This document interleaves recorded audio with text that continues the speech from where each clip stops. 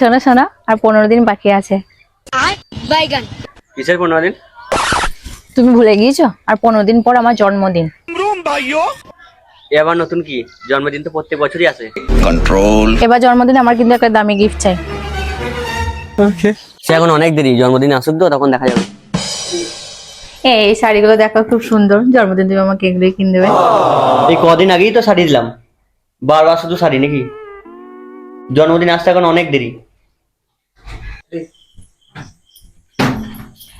শোনো না, বলছি এবার জন্মদিনে আমাকে একটা আইফোন দাও না।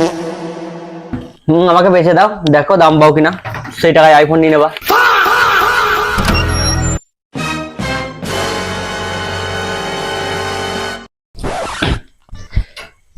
কেন তোমার গিফট?